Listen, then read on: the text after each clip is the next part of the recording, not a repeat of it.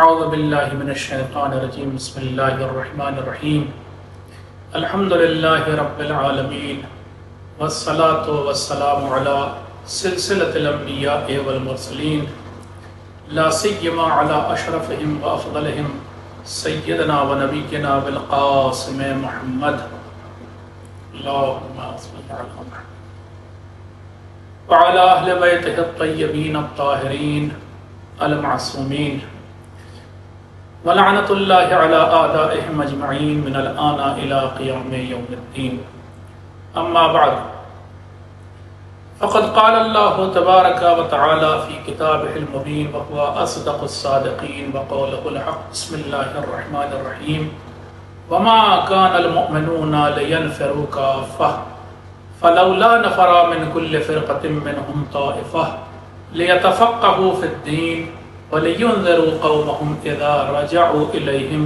لَعَلَّهُمْ يَحْذَرُونَ صلوات پڑھیں آپ حضرات۔ عزیزو اور دوستو، ایک عرصے سے میں یہ چاہ رہا تھا کہ تقلید کے موضوع پر کچھ دروس آپ کی خدمت میں پیش کروں۔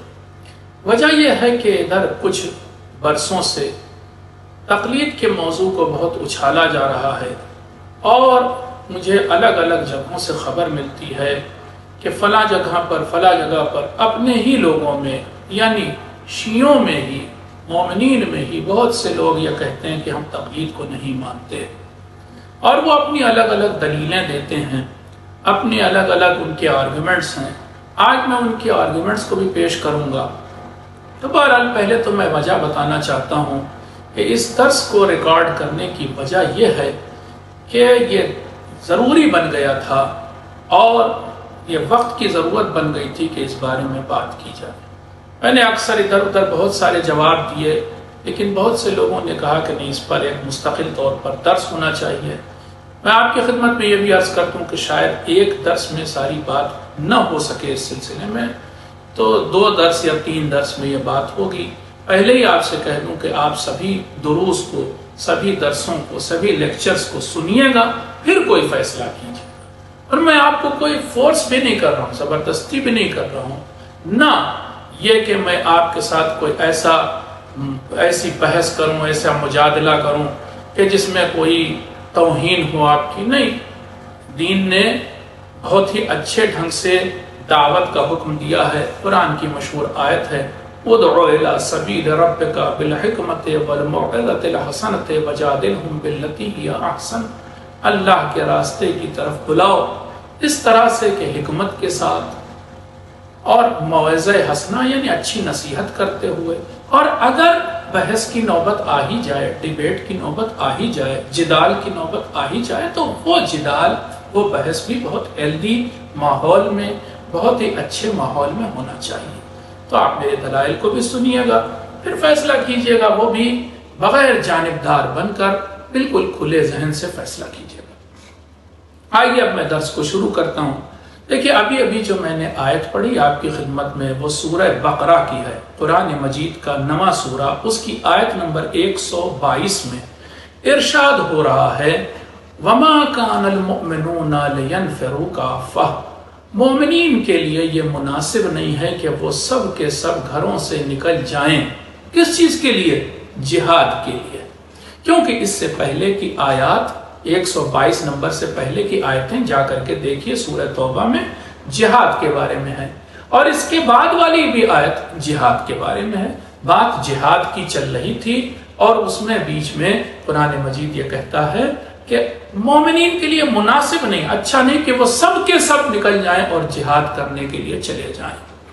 اب پھر اگلا جملہ اس آیت کا کیا ہے؟ فَلَوْلَا نَفَرَ مِنْ كُلِّ فِرْقَةٍ مِّنْهُمْ طَائِفَةٌ، قرآن مجید سوالیہ لہجے میں پوچھ رہا ہے پھر کیوں نہیں کچھ لوگ ہر بستی سے، ہر قریے سے، ہر شہر سے نکل کر کے کچھ ایک گروہ لوگوں کا کیوں نہیں چاہتا کہ وہ علم دین گہرائی سے حاصل کرے، یا ایسے کہوں کہ دین کا علم گہرائی سے حاصل کرے۔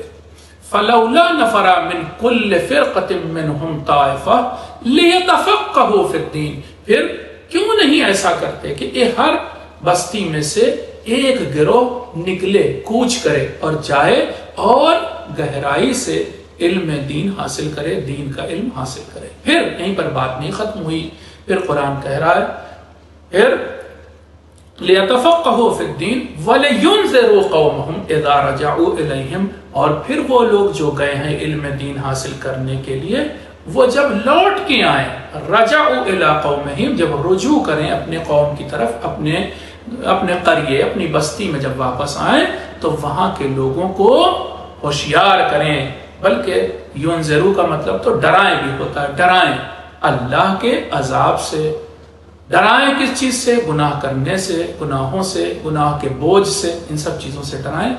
آگے بھی قرآن کہہ رہا ہے ان کا کام ختم ہو گیا، یعنی وہ لوگ جو علم دین حاصل کرنے گئے، لوٹ کے آئے اور انہوں نے اس دین، علم دین کی روشنی میں یہاں کے لوگوں کو سمجھایا، بجھایا، ہوشیار کیا، ڈرایا۔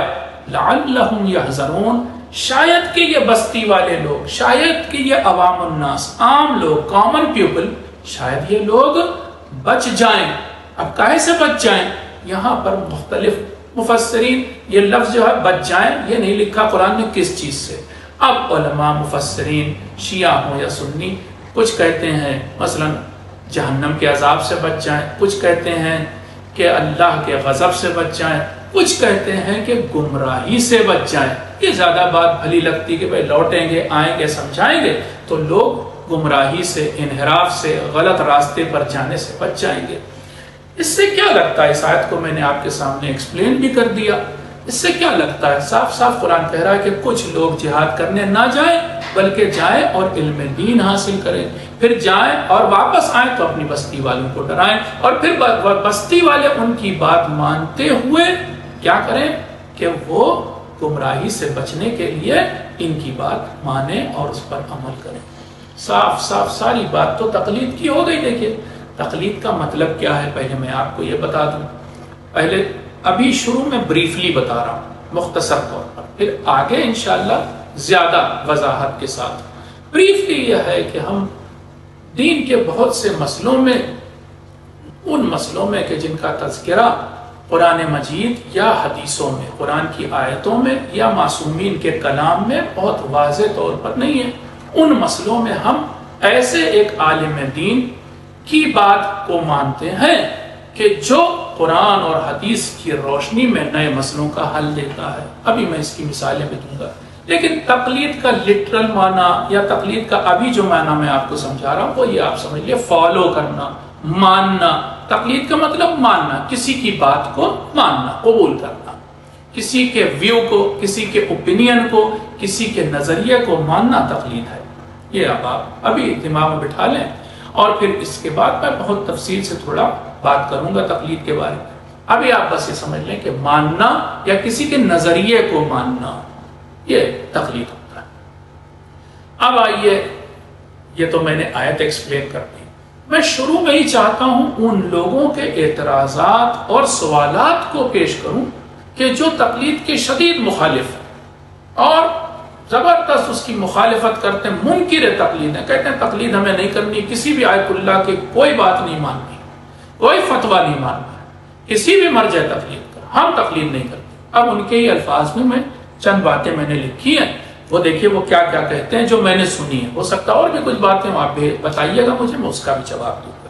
پہلی چیز جس پر وہ اعتراض کرتے ہیں وہ یہ کہ تقلید کا معنی ہی برا ہے۔ یاد رکھیے، وہ ان کا پہلا اعتراض کیا ہے کہ تقلید کا معنی ہی برا ہے، کیونکہ تقلید لفظ نکلا ہے قلادہ سے، تقلید لفظ نکلا ہے قلادہ سے، اور قلادہ وہ رسی یا پٹا ہوتا ہے کہ جو جانور کے گلے میں ڈالا جاتا ہے۔ قلادہ کسے کہتے ہیں؟ وہ پٹا یا رسی جو جانور کے گلے میں ڈالا جاتا ہے، اس سے لفظ نکلا تقلید۔ تو اب یہ لوگ جو تقلید کے مخالف ہیں وہ کہتے ہیں کیا ہم جانور ہیں کہ جو ہم اپنے گلے میں کسی کا پٹا ڈالیں؟ کیا ہم جانور ہیں جو ہم اپنے گلے میں کسی کی رسی ڈالیں؟ تو یہ تو بہت توہین کی بات ہے، ہم تقلید نہیں کریں گے، ہم کوئی جانور تھوڑی نہ ہے، جانور تقلید کرتا ہے۔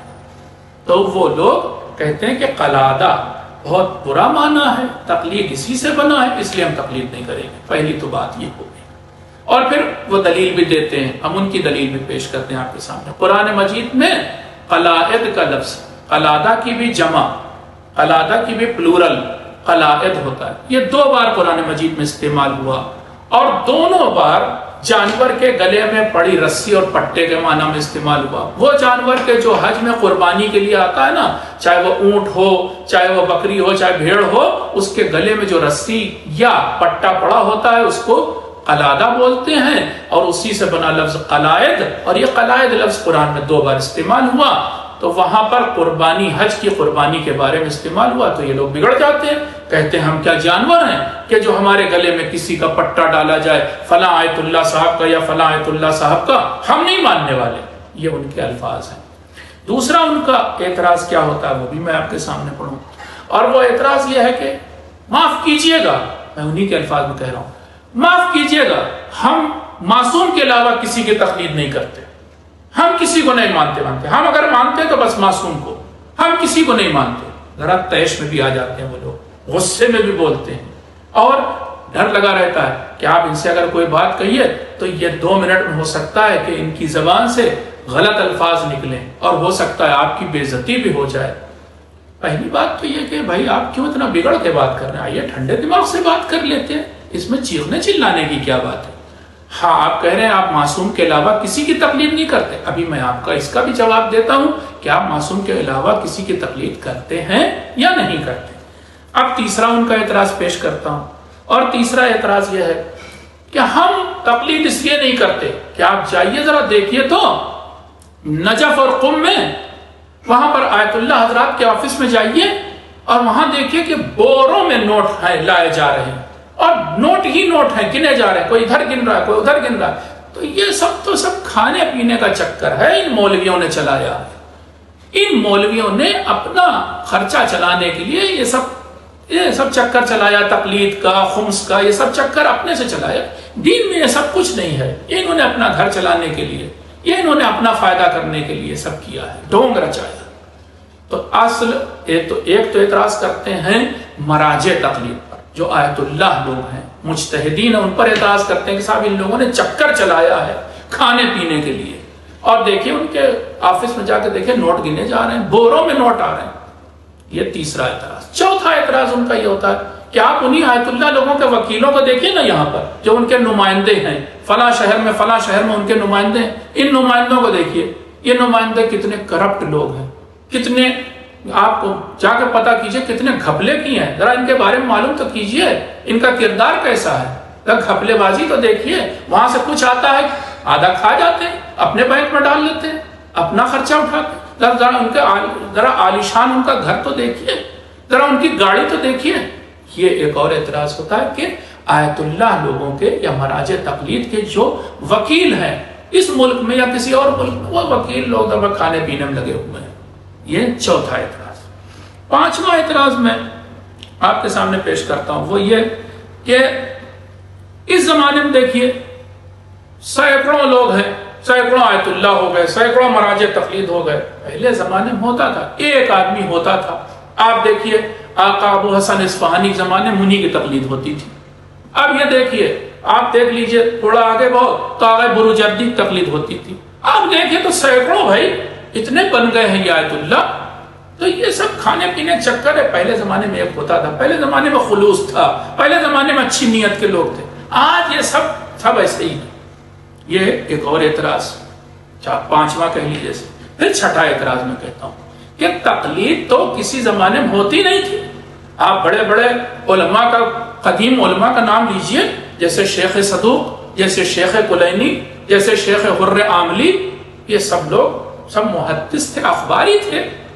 تو یہ لوگ جو ہیں ان کے زمانے میں تقلید ہی نہیں ہوتی تھی۔ یہ سب تو ابھی 200-400 سال سے ان لوگوں نے، یہ مولویوں نے گڑھ لیا، تقلید کا چکر چلا دیا ہے، اور اس میں جو ہے سب کھانے پینے چکر ہے۔ تو یہ ایک اعتراض اور ہے، میں دوسرے الفاظ میں، اچھے الفاظ میں کہوں کہ بڑے بڑے جو علماء تھے قدیم زمانے میں، جیسے شیخ صدوق سے شیخ کلینی، شیخ توسی، شیخ مفید اور آگے تک، ان کی نگاہ میں سب محدث یا اخباری تھے۔ اس زمانے میں تقلید نہیں ہوتی تھی، اس زمانے میں فتوے نہیں ہوتے تھے، اس زمانے میں کوئی توضیح مسائل نہیں ہوتی تھی، یہ سب یا بھی گڑھا لیا ہے۔ تو آئیے، یہ ان کے کچھ اعتراضات ہیں۔ میں نے کہا اگر اور کوئی اعتراض بنتا تو آپ مجھ تک پہنچائیے گا، انشاءاللہ اس کا بھی جواب دیں گے ہم آپ کو۔ آئیے اب ایک ایک کر کے انہی اعتراضوں کے بارے میں بات کرتے ہیں۔ پہلا اعتراض یہ تھا کہ تقلید کا معنی ہی برا ہے۔ تقلید بنا ہے قلادہ سے، اور قلادہ کا مطلب ہوتا ہے جانور کے گلے کی رسی یا جانور کے گلے کا پٹا۔ یہ معنی ہی برا ہے، اس لیے ہم تقلید نہیں کرتے۔ جواب یہ ہے حضور والا، آپ برائے مہربانی سچ بولنا، پورا پورا سچ بولنا سیکھیے۔ وہ کہیں گے کیسے؟ میں کہوں گا ایسے کہ قلادہ صرف اس پٹے یا رسی کو نہیں کہا جاتا ہے کہ جو جانور کے گلے میں پڑا ہوتا ہے، قلادہ اس ہار اور گلوبند کو بھی کہا جاتا ہے جو عورتوں کے گلے میں ہوتا ہے۔ کتنے خوبصورت ہار ہوتے ہیں، لاکھوں کے ہوتے ہیں، کروڑوں کے ہوتے ہیں، اس کو بھی قلادہ بولا جاتا ہے عربی میں۔ آپ نے آدھی حقیقت، آدھی سچائی بتائی۔ آپ نے کہا قلادہ کا مطلب پٹا یا رسی، اور پوری بات نہیں بتائی کہ قلادہ کا مطلب یہ بھی ہوتا ہے کہ جو گلے میں ہار ہوتا ہے۔ آدھا سچ یاد رکھیے گا کہ کبھی کبھی آدھا سچ جھوٹ کے برابر ہوتا ہے، اس لیے جھوٹ بولنا پہلی بات تو بند کیجئے۔ میں اپنی طرف سے نہیں کہہ رہا ہوں، یہ جملہ بھی میں نے ابھی پڑھا، ایک کوٹ ہے انگریزی میں، half truth is the biggest lie۔ تو یہ آدھا سچ بولنا تو سب سے بڑا جھوٹ ہے۔ آپ سچائی بول رہے ہیں تو پورا جملہ بولیے۔ اگر آپ ایسے کرنے لگیں گے کہ آپ آدھی آدھی بات کہیں گے تو قرآن میں بہت ساری چیزیں گڑبڑ ہو جائیں گی۔ بہت سارے جملے قرآن کے آپ انکمپلیٹ چھوڑ دیجئے، آدھے چھوڑ دیجئے۔ ابھی میں 20 مثالیں دے دوں آپ کو تو وقت گزرے گا، آپ خود سمجھتے ہیں ہماری روزمرہ کی مثالوں میں اگر ہم آدھے آدھے جملے چھوڑ دیں تو بہت خرابی آ جائے گی۔ تو بہرحال پوری بات بولیے۔ پوری بات یہ ہے کہ لڑکیوں یا عورتوں کے گلے میں جو ہار، گلو بند، گردن بند ہوتا ہے اس کو کیا کہتے ہیں؟ قلادہ کہتے ہیں۔ آپ کہیں گے کہ بھائی اس کی کوئی دلیل دیجئے۔ میں آپ کو دلیل دے رہا ہوں۔ ہمارے اور آپ کے آقا سید الشہداء حضرت امام حسین علیہ السلام، ایک خطبہ ہے ان کا، اور وہ خطبہ کب دیا حضرت نے؟ وہ خطبہ مکے سے کربلا جاتے وقت راستے میں دیا۔ بعض روایات کی بنا پر اس وقت دیا کہ جب حر سے ملاقات ہو بھی چکی تھی۔ آپ کو معلوم ہے حر سے ملاقات ہونے کے بعد بھی کئی منزلوں تک یہ لوگ چلے ساتھ۔ حر سے ملاقات تو بہت پہلے ہو گئی، تو اس کے بعد کربلا پہنچنے تک کئی منزلیں طے کی۔ ایک جگہ پر مولا امام حسین علیہ السلام نے ایک خطبہ دیا، اور اس خطبے کو امام کے ساتھی بھی سن رہے تھے اور حر اور اس کے لشکر کے ساتھی بھی۔ اس میں یہ چیز، خطبہ تو لمبا ہے، اس میں یہ جملہ آیا ہے، بہت ہی خوبصورت جملہ، آپ سنیں، بڑی اچھی بات کہی مولا نے۔ فرمایا خط الموت علی ولد آدم مخط القلادۃ علی جید الفتات۔ فرماتے ہیں کہ بنی آدم یعنی اولاد آدم یعنی انسانوں کے اوپر موت اسی طرح جچتی ہے، سجتی ہے، خوبصورت لگتی ہے جس طرح سے جوان لڑکیوں کے گلے میں پڑا ہوا ہار کتنا خوبصورت لگتا ہے۔ اب یہاں دیکھیں، میں پھر سے دوہرا رہا ہوں، دیکھیں لفظ قلادہ کیا فرما رہے مولا؟ خط الموت علی ولد آدم، جچتی ہے موت آدم کی اولاد پر یعنی انسانوں پر، مخط القلادۃ، جس طرح قلادہ جچتا ہے، علی جید الفتى، جوان لڑکیوں کے گلے میں۔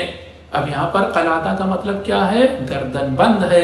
کیا مولا نعوذ باللہ یہ کہیں گے جس طرح پٹا یا رسی خوبصورت لگتی ہے جوان لڑکیوں کے گلے میں؟ نہیں، ظاہر سی بات ہے، یہاں قلادہ کا مطلب وہ ہار ہے، وہ گلو بند ہے کہ جو لڑکیاں اپنے گلے میں پہنتی ہیں۔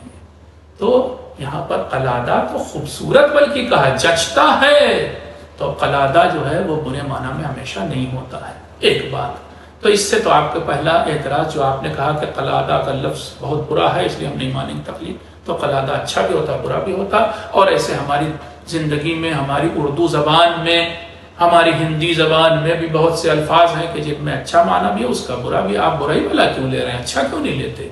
ٹھیک ہے نا، تو آپ اچھا والا معنی لیجئے۔ اب رہ گئی بات، آپ یہ کہتے ہیں ہم صرف معصوم کی تقلید کرتے، ہم کسی غیر معصوم کی تقلید نہیں کرتے۔ جواب، میرے بھائی غصے میں نہ آئیے، میں آپ کو یہ بتاؤں کہ معصوم کی تقلید کے لیے تو قرآن نے نہیں کہا۔ قرآن میں قلادہ لفظ، میں نے جیسے کہا قلائد 2 بار آیا، اور 2 بار اسی فیملی کا ایک اور لفظ، اسی روٹ اور اسی 3 لفظ قاف لام دال کے ساتھ ایک اور لفظ ہے مقالید۔ مقالید کا مطلب ہوتا ہے کنجیاں۔ لہو مقالید السماوات والارض، اللہ کے پاس آسمانوں اور زمین کی کنجیاں ہیں، اسی سے بنا ہے وہ بھی لفظ۔ بہرحال تقلید کے لیے تو قرآن نے نہیں کہا، معصومین کی تو تقلید کے لیے نہیں کہا قرآن نے۔ آپ ایک نئی چیز کرنا چاہتے ہیں کیا؟ معصومین کے لیے قرآن نے دوسرا لفظ استعمال کیا، آپ وہ کیوں نہیں کرتے ہیں؟ اور وہ کون سا لفظ ہے؟ 2 لفظ استعمال کیے معصومین کے لیے۔ ایک کیا لفظ ہے؟ اتباع کا۔ پیغمبر سے کیا کہا؟ اللہ نے کہا کہ ان سے کہیے، آیت میں پڑھتا ہوں، آپ مجلسوں میں بھی سنتے ہیں، قل ان کنتم تحبون اللہ فاتبعونی یحببکم اللہ۔ اے پیغمبر، اے میرے حبیب صلی اللہ علیہ وآلہ وسلم، ان سے کہہ دیجئے، اے میرے رسول ان سے کہہ دیجئے، لوگوں سے کہہ دیجئے، ان کنتم تحبون اللہ، اگر تم اللہ سے محبت کرتے ہو، فاتبعونی، تو میرا اتباع کرو، تقلید نہیں، اتباع کرو۔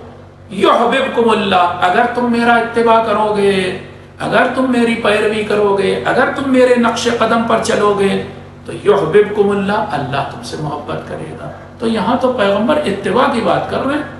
اگلی آیت پڑھتا ہوں، وہاں پر اتباع کا لفظ نہیں، اطاعت کا لفظ ہے، آپ وہ بھی بہت سنا کرتے ہیں، اطیعوا اللہ و اطیعوا الرسول و اولی الامر منکم، اللہ کی اطاعت کرو اور اس کے رسول کی، اور ان لوگوں کی جو تمہارے درمیان صاحبان امر ہیں، یعنی 12 اماموں کی، بہت آسان الفاظ میں، تو 12 اماموں کی تو اطاعت کے لیے، اللہ رسول اور 12 اماموں کی اطاعت کے لیے کہہ رہا ہے قرآن، تقلید کے لیے تو نہیں کہہ رہا۔ تو آپ تقلید کیوں کرنا چاہتے ہیں ان کی؟ آپ ان کی اطاعت کیجئے، آپ ان کا اتباع کیجئے، آپ ایک نئی چیز کیوں لا رہے ہیں؟ کیا اللہ تعالیٰ کے پاس کچھ الفاظ کم تھے؟ چاہتا تو وہ قرآن میں تقلید کا لفظ استعمال کرتا ہے اہل بیت کے لیے، اس نے نہیں کیا۔ آپ سے کہہ رہا ہے اتباع کرو، آپ سے کہہ رہا ہے اطاعت کرو۔ اطاعت کا مطلب حکم مانو، منو ان مانو، جیسا وہ کہیں ویسا مانو، آنے پائی سے مانو، بغیر چوچرا کے مانو، سر جھکا کے مانو، یہ اطاعت یہ معصوم کی ہوتی ہے، معصوم کی اطاعت ہوتی ہے، معصوم کا اتباع ہوتا ہے، سمجھ لیا؟ تو آپ یہ کہیے کہ میں معصوم کی تقلید کرتا ہوں، یہ تو آپ سے اللہ نے کہا نہیں، آپ نئی چیز کہہ رہے ہیں کیا؟ اب ہم بتاتے ہیں معصوم نے آپ سے کہا ہے تقلید کرنے کو۔ وَأَمَّا الْحَوَادِثُ الْوَاقِعَةُ، بہت مشہور روایت ہے، موجود ہے ہماری کتابوں میں۔ وَأَمَّا الْحَوَادِثُ الْوَاقِعَةُ، معصوم فرماتے ہیں جب نئے نئے مسئلے آئیں تمہارے سامنے تو کیا کرو؟ فَارْجِعُوا فِيهَا إِلَىٰ رُوَاةِ حَدِيثِنَا، تو اس وقت ہماری حدیث کو، ہمارے کلام کو بیان کرنے والے لوگوں کی طرف رجوع کرو، ہر ایرے غیرے کی طرف نہیں، ہمارے کلام کو بیان کرنے والے لوگوں کی طرف رجوع کرو، ٹھیک ہے؟ تو اب کیا ہے؟ اگر ایسا ہو جائے فَلِلْعَوَامِ يُقَلِّدُوهُ، بلکہ ایک اور حدیث ہے، 2 مل گئی مجھ سے، ایک حدیث یہ ہے کہ ان کی طرف رجوع کرو، فَإِنَّهُمْ حُجَّتِي عَلَيْكُمْ، وہ جو ہماری حدیث کو بیان کرنے والے لوگ ہیں وہ تمہارے اوپر ہماری حجت ہیں۔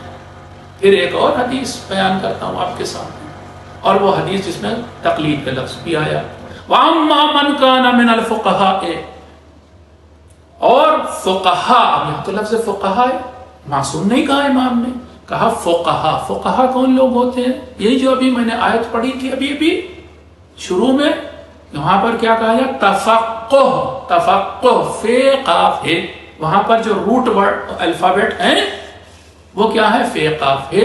فے قاف ہے کہاں پر استعمال ہوا؟ وہاں پر تفقہ، وہ عام لوگوں کے لیے ہے، معصوم کے لیے نہیں۔ معصوم یہاں کہیں علم حاصل کرنے نہیں جاتے ہیں، معصوم وہاں سے علم لے کے آتے ہیں۔ یہ عام لوگوں کے لیے کہ جاؤ علم حاصل کرو، واپس آؤ، لوگوں کو سمجھاؤ، یہ لوگ کہلاتے ہیں فقیہ۔ اور فقیہ کی پلورل کیا ہے؟ فقہا۔ فقیہ کی پلورل یا جمع کیا ہے؟ فقہا۔ تو اب یہاں پر روایت کیا کہہ رہی ہے؟ وَأَمَّا مَنْ كَانَ مِنَ الْفُقَهَاءِ صَائِنًا لِنَفْسِهِ حَافِظًا لِدِينِهِ مُخَالِفًا لِهَوَاهُ، فقہا میں سے جو لوگ کیسے ہیں؟ صَائِنًا لِنَفْسِهِ، اپنے نفس پر، اپنے نفس کو بچائے ہوئے ہیں برائیوں سے، ٹھیک ہے؟ اور کیا ہے؟ آگے بھی اپنے خواہشات پر نہیں چلتے ہیں۔ پھر ہوتے ہوتے جو بات میں کہنا چاہوں، وہاں پر معصوم فرماتے ہیں فَلِلْعَوَامِ أَن يُقَلِّدُوهُ، تو پھر ایسے فقیہوں یا ایسے فقہا کے بات ماننا یا تقلید کرنا عوام کے لیے ضروری ہے۔ اب یہاں پر تقلید کا لفظ استعمال ہوا، معصوم کے لیے اطاعت آیا تھا، معصوم کے لیے اتباع آیا تھا، غیر معصوم کے لیے تقلید آیا تھا۔ آپ کو تو غیر معصوم کی تقلید کرنی تھی، آپ چل دیے معصوم کی تقلید کرنے، یہ آپ سے کس نے کہہ دیا؟ تو بہرحال یہ سمجھنے کی بات ہے، جذباتی نہ ہوئیے۔ دیکھیے ہم بس یہ بتانا چاہتے ہیں کہ معصوم، جو آپ نعرہ بلند کر رہے تھے کہ ہم معصوم کے علاوہ کسی کی تقلید نہیں کرتے، نہیں، معصوم یہ کہیے کہ ہم معصوم کا اتباع اور اطاعت کرتے ہیں، غیر معصوم کی جو فقیہ ہیں، وہ بھی فقہا ہیں، ان کی ہم تقلید کرتے ہیں۔ اب آئیے ایک اور ان کا اعتراض ہے، وہ بھی میں اعتراض آپ کے سامنے پیش کرتا ہوں، اور وہ اعتراض کیا صاحب؟ ہم تو اخباری ہیں، ہم اخباری، ہم یہ فتویٰ نہیں مانتے۔ ایک اعتراض یہ بھی ہوتا، ہم اخباری ہیں۔ آپ ایسے لوگوں سے کہ جو اپنا نعرہ بلند کر رہے ہیں ہم اخباری ہیں، ہم فتویٰ نہیں مانتے، ان سے ذرا سے بس یہ پوچھ لیجئے کہ بھائی اخباری کا مطلب کیا؟ آپ یقین مانیے 2 جملے زیادہ نہیں بول پائے گا۔ ان میں سے میں نے تو خود آزمایا ہے، جو لوگ اپنے کو اخباری کہہ رہے ہیں، ان میں سے کئی سے آپ پوچھ لیجئے، میں نے آزمایا ہے، اس میں سے 80-90% لوگ آپ سے کہیں گے اخباری کا مطلب شاید وہ سمجھ بیٹھیں کہ صبح کو اخبار پڑھنے والا، یہ جو اخبار آتا ہے روزانہ، یہ جو ہاکر آ کر کے ڈال جاتا ہے، اس کو سمجھتے ہیں وہ اخبار، ہم اخبار پڑھتے ہیں۔ ارے بھیا اخباری کا مطلب ہی نہیں تم سمجھے تو اخبار کیا؟ اخباری کیا کہہ رہے ہو اپنے کو؟ ہم تمہیں وہ بھی بتائیں گے، اتفاق سے تم کو وہ بھی نہیں معلوم، ہم تمہیں بتائیں گے اخباری کا مطلب کیا۔ اب اخباری کا مطلب کیا ہے میں آپ کو سمجھاتا ہوں، اور یہیں پر آپ کو تقلید کا پہلے مطلب سمجھانا پڑے گا، تب اخباری آپ سمجھ جائیں گے۔ جو تقلید ہم لوگ کرتے ہیں، یا جس کی بات میں کرنا چاہ رہا ہوں، یا جس کو ہم پروپیگیٹ کرتے ہیں، جس کے لیے کہتے ہیں لوگوں سے کہ بھائی تقلید کیا کیجئے، اس تقلید کا مطلب سمجھا رہے ہیں، اور ضرورت اس کی کہاں پر پڑتی ہے یہ بھی سمجھا رہے ہیں۔ ٹھنڈے دماغ سے آپ سمجھیے اور سنیے۔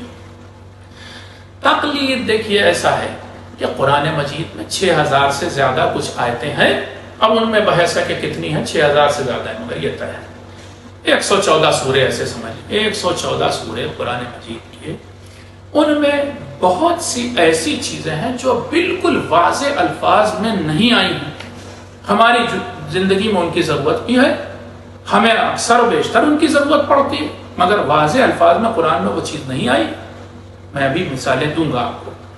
ایسے ہی وہ جو چیز جس کی ہمیں ضرورت پڑ رہی، جس سے ہمیں کام ہے، اس کا تذکرہ 14 معصومین کی کسی حدیث میں بھی نہیں ہوا، کسی کلام میں 14 معصومین کے کسی قول میں ہوا، ایسا بھی نہیں، آیت میں بھی واضح طور پر نہیں، قرآن میں بھی نہیں واضح طور پر، حدیث میں بھی نہیں واضح طور پر۔ اب لیکن ہمیں اس کی ضرورت ہے آج، تو ہم کریں کیا؟ اس چیز کو حرام کہیں، حلال کہیں، جائز کہیں، اس کو اپنائیں نہیں اپنائیں، اس کو کچھ کرنا ہے نا، اس کی ضرورت ہے۔ مثال دے دوں آپ کو، وینٹیلیٹر پر مریض کو ڈالنا ہے، وینٹیلیٹر لگانا ہے مریض کے، اب مجھے دکھائیے کوئی آیت قرآن مجید کی کہ وینٹیلیٹر لگانے کو واجب قرار دے رہی ہو۔ جان بچانا واجب ہے، جان بچا رہے ہیں ہم، لیکن جان تو بہت سے طریقے سے بچ سکتی، دوا سے بچا رہا ڈاکٹر، یہ کس نے کہہ دیا کہ وینٹیلیٹر بھی لگاؤ؟ ٹھیک، ایسے ہی حدیث میں آپ وینٹیلیٹر کا آپ لفظ دکھائیے۔ اچھا اس کے بعد چلیے، آپ شاید کہیں کہ نہیں جان بچانا واجب ہے تو ہم وینٹیلیٹر لگا دیتا، ٹھیک، بچا لیا آپ نے جان، وینٹیلیٹر پر مریض ہے، اب ڈاکٹر اکثر یہ کہتا ہے کہ بھیا 15 دن ہو گئے، اب اس مریض کے کوئی ٹھیک ہونے کے آثار نہیں ہیں، اب وینٹیلیٹر ہٹانا پڑے گا ہم کو۔ یہ جو وینٹیلیٹر ہٹانا پڑے گا، یہ آپ سے کس نے کہہ دیا کہ آپ ہٹا سکتے؟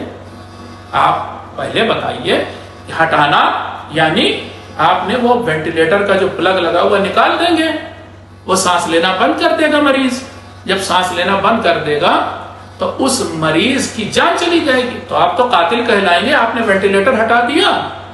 اب یہ آپ ثابت کیجئے کہ آپ قاتل نہیں ہیں، اور حدیث میں وینٹیلیٹر کا لفظ نہیں آیا، اور آیت میں کوئی وینٹیلیٹر کا لفظ نہیں آیا، نکالنا ہٹانا بھی آگے اور کا مسئلہ ہے۔ تو یہ تو ایک مثال دے رہا ہوں، اب یہاں ہماری زندگی میں اس کی ضرورت ہے۔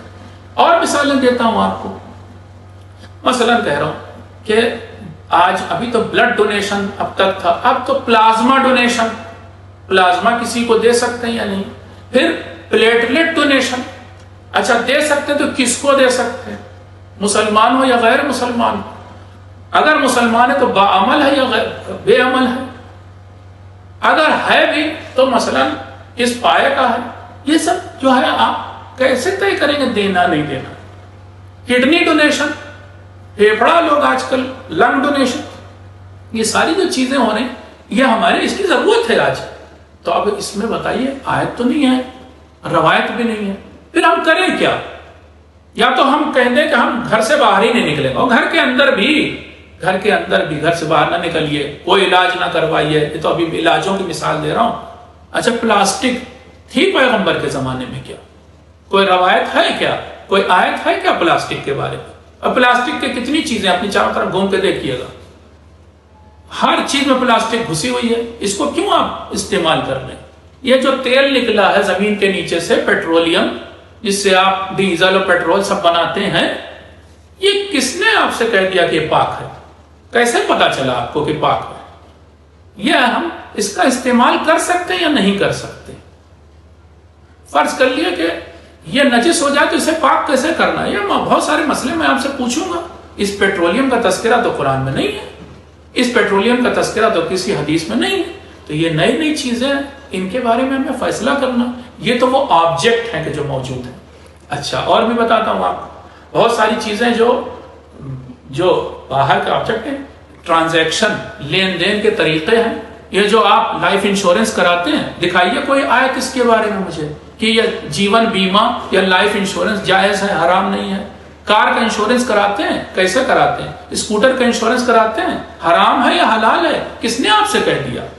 اور اس کے علاوہ یہ جو چیک لکھتے ہیں، یہ تو چیک تو کوئی کاغذ ہے، آپ کسی آدمی سے لے رہے ہیں کھانے پینے کا سامان دے رہے ہیں چیک، یہ جائز کس نے کر دیا آپ کے لیے؟ کہاں لکھا ہے؟ کس آیت میں لکھا ہے؟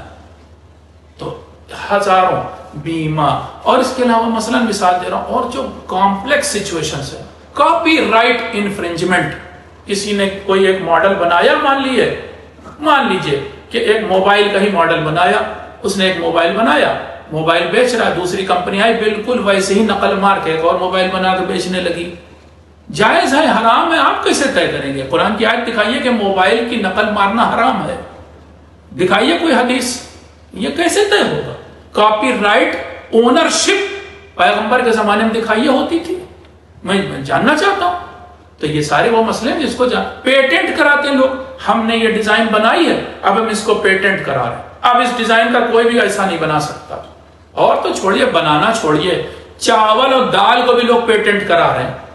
تو وہ پیٹنٹ جو کرا دے رہے ہیں یعنی یہ کہ آپ دوسرے کوئی نہیں بنا سکتے، اگا نہیں سکتے یہ چاول، یہ جو قسم ہم نے ڈیولپ کی ہے۔ تو یہ جو پیٹنٹ ہے تو پیغمبر کے زمانے میں نہیں تھا، کیا انہیں اس بات کا حق ہے پیٹنٹ کرنے کا؟ آپ اپنی ذاتی رائے نہ دیجیے گا، ذاتی رائے دینے کا حق اس اسلام میں 14 معصومین کو ہے، آپ کو نہیں ہے، اور ان کو بھی اللہ نے حق دیا تھا، اور وہ بھی اس وجہ سے کہ ان کے لیے مہر لگائی تھی پیغمبر نے کہ وما ينطق عن الهوى ان هو الا وحی یوحی، یہ میرے حکم سے بولتے ہیں پیغمبر۔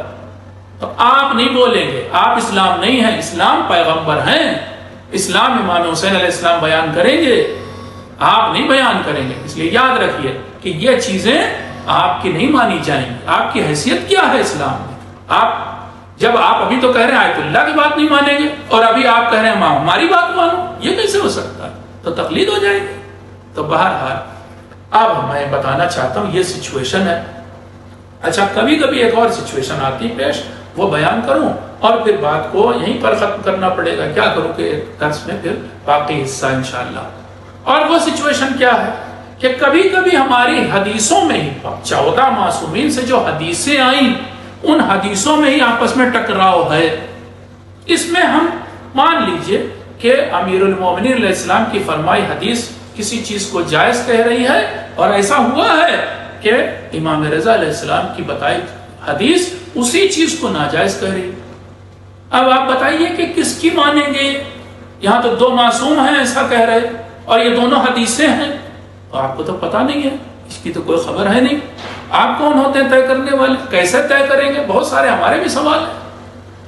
ایک ہی سٹنگ میں، اور بھی چھوڑیے، ایک ہی معصوم، ایک ہی بیٹھک میں، ایک ہی سٹنگ میں، ایک ہی نشست میں ایک ہی راوی سامنے ہے، اور اس راوی نے ایک سوال کیا، امام نے اس سے کہا مثال ہی دے دوں، اور مثال کیا ہے؟ مثال یہ ہے کہ اس نے آ کر کے، راوی نے پوچھا، چونکہ مثال کی ضرورت پڑ رہی اس لیے پیش کر رہا ہوں، اور روایت ہے، اس نے آ کر کے پوچھا راوی نے کہ بیع العذرۃ حرام او حلال، امام سے پوچھا یہ بتائیے مولا، یہ پاخانے کی تجارت، پاخانے کی تجارت حلال ہے یا حرام ہے؟ امام نے جواب سنیے کیا دیا، فرمایا حرام و حلال، حرام بھی ہے حلال بھی ہے۔ اب بتائیے آپ، اتنی روایت ہے ہمارے پاس، اتنی حدیث ہے کتاب میں لکھی ہوئی، اب بتائیے آپ یہ حلال والا مانے کہ حرام والا مانے؟ امام کا ہی قول ہے، ایک ہی راوی ہے، راوی بھی نہیں بدلا، یہ نہیں کہ آج کچھ کہہ رہے تھے 100 سال بعد کچھ اور کہہ رہے تھے تو آپ کہیں گے نہیں وہ بعد والا کلام مان لیں گے، ایسا کچھ نہیں ہوا، ایک ہی سٹنگ ہے، یہ کون طے کرے گا؟ کیسے پتا چلے گا؟ تو یہیں پر ضرورت پڑتی ہے اجتہاد کی۔ اجتہاد کا کیا مطلب ہے؟ یعنی وہ انسان کہ جس نے آیات قرآن کا یا پورے قرآن کا بہت باریکی سے، بہت گہرائی سے مطالعہ کیا، قرآن کے لب و لہجے کو سمجھتا ہے، محاوروں کو سمجھتا ہے، قرآن کے دور میں جو حالات تھے ان کو سمجھ رہا ہے، کس کنٹیکسٹ میں یہ بات کہی گئی ان کو سمجھ رہا ہے، سب کچھ اس نے اس طرف سمجھا، پھر حدیثوں کو اس نے سمجھا کہ ہر معصوم کے دور کے حالات کیا تھے، کس راوی سے بات کہی، کہیں امام تقیہ تو نہیں کر رہے تھے، کہیں یہ راوی تو نہیں جھوٹ بول رہا، کہیں اس راوی کے آگے والا راوی تو نہیں جھوٹ بول رہا، اتنا ایک لمبی چین ہے، 14 راوی ہیں، ایک کے بعد ایک کھڑی بنی ہوئی ہے، اب طے کرنا ہوگا، اس میں چیک کرنا ہوگا کون راوی سچا ہے، کون جھوٹا ہے، کون اچھے لوگوں کے ساتھ اٹھتا بیٹھتا تھا، کون برے لوگوں کے ساتھ اٹھتا بیٹھتا تھا، جو بروں کے ساتھ بیٹھ رہا ہے پتہ ہو سکتا ہے کہ یہ جھوٹ بولنا سیکھ گیا ہو، یہ سب چیک کرنا پڑتا ہے۔ تو اس کے بعد اب نئے مسئلوں کا حل دے گا وہی کہ جو اس کو بھی جانتا ہے، یعنی قرآن کو بھی گہرائی سے، حدیث کو بھی گہرائی سے، حدیث کے محاوروں کو سمجھتا ہو، حدیث کے مشکل الفاظ کو سمجھتا ہو، حدیث کے جس کنٹیکسٹ میں کہی گئی، جن حالات میں وہ بات کہی گئی اس کو سب کو سمجھتا ہو، ایسا انسان پھر اب کیا کرے گا؟ اس میں تو ہم نے کہا کہ واضح طور پر تو وینٹیلیٹر کے بارے میں یہاں بھی نہیں، لیکن اب وہ انسان کچھ ایسے اصول ہمارے اماموں نے یا قرآن نے کچھ ایسے موٹے اصول، پرنسپلز دیے ہیں، اور اسی طرح سے معصومین نے موٹے کچھ اصول دیے، ان کی روشنی میں یہ نئے مسئلوں کا حل نکالے گا اور دے گا۔ وہ بھی آسانی نہیں، بہت لمبی ہے بات، میں تو ایک آسان طریقے سے آپ کو اسی کو، یہ جو آدمی ہے جو اتنا ویل ورسڈ ہے قرآن اور حدیث میں، اس کو کہتے ہیں مجتہد، ایکسپرٹ۔ یہ ایکسپرٹ اپنا اوپینین دے گا، ایکسپرٹ اوپینین ہم انگلش میں بولتے ہیں، ماہر رائے، یہ جو ماہرانہ رائے ہے یا ماہر رائے ہے، یہی تو فتویٰ ہے۔ وہ بھی اپنے، یہ نہیں کہ اپنے جو دل میں آیا بول دیا، جو اچھا لگا وہ بول دیا، نہیں، قرآن اور حدیث کی روشنی میں بولنا ہے، پھر یہ جو ہے فتویٰ کہلائے گا۔ میں ایک مثال دے رہا ہوں آپ کو قرآن اور حدیث کی روشنی میں بولنے والی، تاکہ آپ کو سمجھ میں آئے۔ صفوان جمال ایک راوی ہے، ٹھیک ہے نا؟ صفوان اس زمانے میں، 7ویں امام علیہ السلام کے زمانے میں، اس کا پیشہ یہ تھا، جمال اسی لیے کہا جاتا تھا کہ اونٹ کرائے پہ دیتا تھا۔ اس کے پاس بہت سارے اونٹ تھے، جیسے آج کل کار ٹیکسی چلواتے ہیں لوگ، ویسے وہ اونٹ چلواتا تھا، کرائے پہ دیتا تھا۔ اس زمانے میں حکومت کس کی تھی؟ ہارون رشید کی۔ آپ سمجھتے ہیں ظالم بادشاہ، اہل بیت کا سخت دشمن، ظاہر بڑا اچھا دکھاتا تھا، ہم تو آپ کے بڑے ماننے والے اہل بیت سے کہتا تھا، لوگ یہی سمجھتے تھے مانتا ہے، لیکن اندر اسی نے ہمارے اماموں کو، 7ویں امام کو شہید کیا۔ تو بہرحال یہ ہارون دشمن۔ اب ایک بار صفوان آتا ہے امام کے پاس، امام اس سے پوچھتے ہیں کہ مجھے پتا چلا ہے اے صفوان کہ تم نے اپنے اونٹ بادشاہ کو دیے ہیں کرائے پر۔ کہا مولا دیے تو ہیں، صحیح بات ہے، آپ کو صحیح خبر ملی ہے۔ پھر امام نے پوچھا کہ تمہارا اور اس کا معاملہ کیا طے ہوا؟ کہا معاملہ یہ طے ہوا کہ وہ حج پہ گیا ہے، حج سے جب لوٹ کے آئے گا تو وہ جو کرایہ بنے گا اونٹوں کا وہ ہم کو دے دے گا۔ امام، اچھا اس زمانے میں بادشاہ جو جاتا تھا عملہ دملہ لشکر لاؤ لشکر کے ساتھ اسے سینکڑوں اونٹ چاہیے ہوتے تھے، تو بہرحال اس نے اونٹ کرائے پہ لیے تھے۔ اب امام نے کہا کہ صفوان پھر یہ بتاؤ تم یہ بھی تو چاہتے ہوگے کہ وہ زندہ جائے اور زندہ واپس آئے تب تو تمہارا کرایہ دے گا؟ کہا ہاں مولا چاہتا تو یہی ہوں کہ آیا زندہ تب تو میرا کرایہ ملے گا ورنہ تو میرا کرایہ گیا۔ کہا پھر اے صفوان تم نے ہمارے ساتھ انصاف نہیں کیا، سوچ میں تمہاری انصاف نہیں ہے۔ کیا مولا ہے؟ کہا مولا میں نے تو حج کے لیے دیا، کوئی غلط کام کے لیے تھوڑے نہ دیا۔ کہا ہاں صفوان مگر تم یہ تو چاہتے ہو کہ اتنی دیر دشمن خدا دنیا میں زندہ رہے، زمین پر زندہ رہے، ہے نا؟ تو صفوان کو اپنی بھول کا احساس ہوا، کہا مولا بات تو آپ کی صحیح ہے۔ اب اس سے دیکھیے میں نہیں نتیجہ نکال رہا ہوں، کچھ فقہا مثلا میں ان کا نام بھی نہیں لیتا، اگر وہ ایسا نتیجہ نکالے، اس سے یہ پتا چلا کہ دشمن خدا کو ہم نہیں چاہیں کہ وہ ایک لمحہ بھی دنیا میں زندہ رہے۔ ظالم کوئی دنیا میں آپ چاہیں گے زندہ رہے تاکہ لوگوں پر اور ظلم کرے؟ نہیں، ہم کوئی نہیں چاہتا، تو پھر ہم نہیں چاہتے۔ اب اسی سے ایک نتیجہ نکالا جائے کہ بلڈ ڈونیشن تو ہے، آپ بلڈ خون دے تو سکتے ہیں، ہدیہ تو کر سکتے ہیں، مگر ایسے کو نہیں جو اللہ کا دشمن ہو، ورنہ زندہ رہے گا، اور زندہ رہے گا تو پھر کیا ہوگا؟ اور ظلم کرے گا۔ اس سے نتیجہ نکلا نا، موٹے اصول دے دیے امام نے، لیکن یہ جو سمجھنا یہ باریکی کی بات ہے، معاف کیجئے گا، ہم شیعوں کے درمیان کوئی ایسا بھی ہے کہ جو پڑھا لکھا بھی ہے، کوئی ایسا بھی ہے جو بیچارہ نہیں پڑھا لکھا ہے، تو کیا اب ہر جو آدمی جو نہیں پڑھا لکھا ہے وہ کیسے کس عمل کرے گا؟ وہ بلڈ لینے کی باری آئے گی یا دینے کی باری آئے گی تو کس کی اپنی بات مانے گا کیا؟ اس کو قرآن و حدیث کی خبر بھی نہیں ہے تو وہ کرے کیا؟ اگر کسی کی بات مانے گا تو آپ کہیں گے تقلید ہو گئی، اور وہ بیچارہ تقلید آپ کرنے نہیں دے رہے تو آپ کرے کیا؟ آیت اس کو بیچارے کو معلوم ہی نہیں، خیر اگر ڈھونڈ بھی لے چلو سارا قرآن چھان بھی مارے تو اس سے آیت تو ملے گی نہیں بلڈ ڈونیشن کے بارے میں، اور ادھر مریض مر رہا ہے اور یہ بیچارہ گیا 6,000 کچھ آیتیں چھان رہا ہے، اور اس کے بعد گیا پھر کم سے کم، میں مثال دے رہا ہوں آپ کو، آپ ڈھونڈیے، آپ بھی کم سے کم ایک 60 جلدیں کتاب جس میں فقہ احادیث اس کو چھان رہا ہے کہ بھائی کہیں پر بلڈ ڈونیشن والی ایک روایت ایک حدیث مل جائے، ملے گی اسے، اتنی دیر میں تو مریض مر جائے گا۔ تو بھائی اسے چاہیے، ہماری روزانہ کی زندگی نہیں چل سکتی، ہر آدمی تو نجف اور قم میں جا کے نہیں پڑھ سکتا، اور ہر آدمی اگر گیا بھی مان لیے قم اور نجف تو کیا پہلے ہی دن سب جان جائے گا ساری آیت اور ساری روایت؟ ارے 30-40 سال لگ جاتا ہے، اس 30-40 سال کے دوران اگر اس کو خود خون کی یا بلڈ کی ضرورت ہوئی تو کیا کرے گا؟ یا کسی کو دینا ہوا اسے تو کیا کرے گا؟ یا اس کے گھر والوں کو ضرورت ہوئی تو کیا کرے گا؟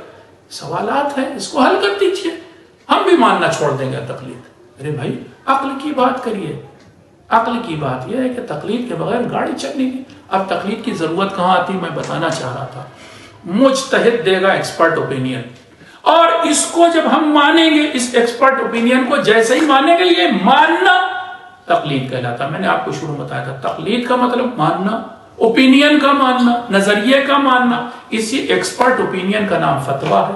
تو اب جو آدمی ایکسپرٹ ہے قرآن اور حدیث میں اس کا نام ہے مجتہد، اور جو وہ اپنی بات ان دونوں کی روشنی میں پیش کرتا ہے، جو اوپینین دیتا ہے، جو نظریہ دیتا ہے، اس کا نام ہے فتویٰ۔ اور جو فتویٰ کو آپ مانتے ہیں تو یہ ہوتی تقلید، ماننا تقلید ہوتا ہے۔ اور آپ کیا کہلاتے ہیں؟ مقلد، اور وہ کیا کہلاتا ہے؟ مقلد۔ اور پھر ان میں بھی اب ہو سکتا ہے ایک ٹائم پہ 4 آدمی پڑھ لیں قرآن کو تو کیا بری بات ہے؟ آپ کہتے ہیں کہ پرانے زمانے میں ایک آیت اللہ ہوتے تھے۔ ارے بھائی پرانے زمانے میں تو آپ کے شہر میں ایک ہی ڈاکٹر بھی ہوتا تھا دل کا، اب تو ہر اسپتال، ہر چوراہے پر ایک دل کا پکا اسپیشلسٹ بیٹھا ہوا ہے، اور بڑا اچھا وہ ایمس میں پڑھ کے آیا ہے، اس کو بہت تجربہ بھی ہے۔ تب یہ کیا بات ہے؟ پہلے زمانے تو پورے اپنے ابا سے پوچھئے گا، اپنے دادا سے پوچھئے گا کہ بھائی اس شہر میں کئی اسپتال تھے، تو اب کیسے 10 ہو گئے؟ پہلے زمانے میں تو ایک ہی انجینئر ہوتا تھا ایک ڈپارٹمنٹ میں، مثلا پانی کے ڈپارٹمنٹ میں ایک انجینئر رکھ لیا جاتا تھا۔ آپ جا کے دیکھیے 10 انجینئر ہے، ہر محلے کا ایک انجینئر ہے۔ ارے بھائی آبادی بڑھی تو ہر چیز کی ضرورت پڑی۔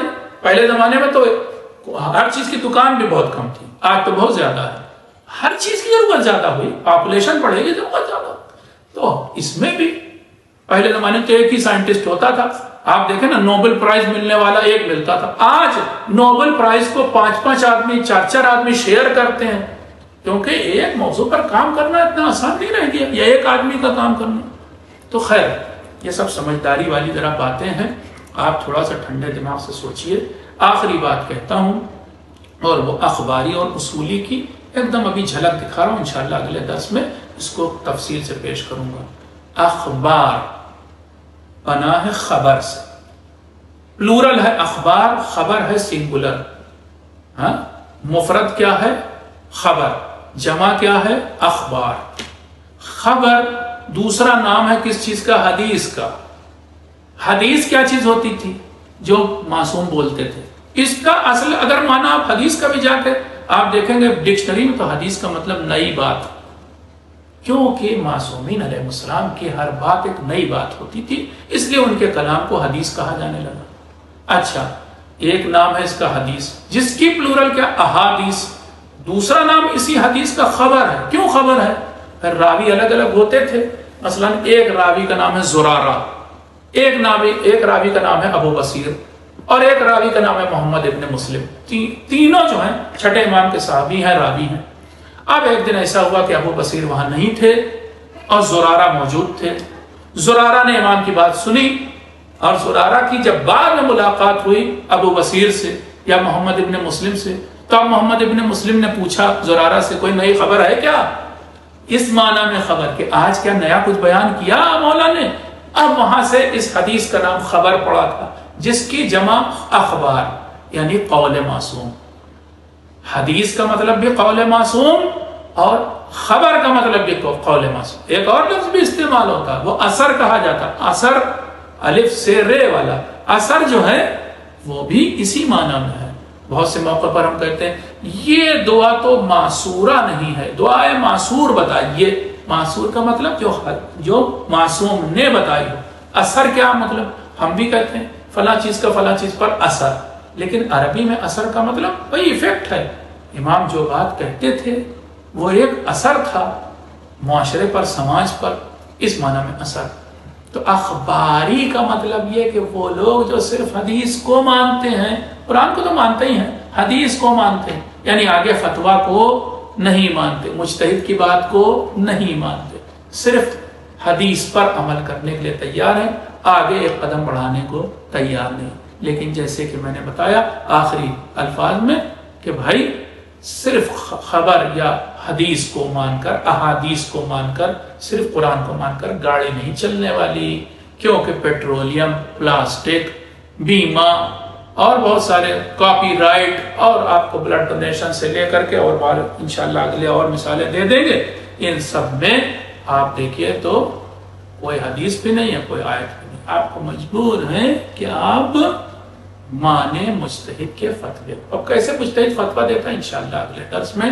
تب تک کے لیے آپ سے گزارش ہے کہ میرے حق میں اور تمام مومنین و مومنات کے حق میں دعا کیجیے گا، خاص طور سے میرے گزشتگان جو میرے خاندان کے گزرے لوگ ہیں ان کے لیے دعائے خیر فرمائیے گا۔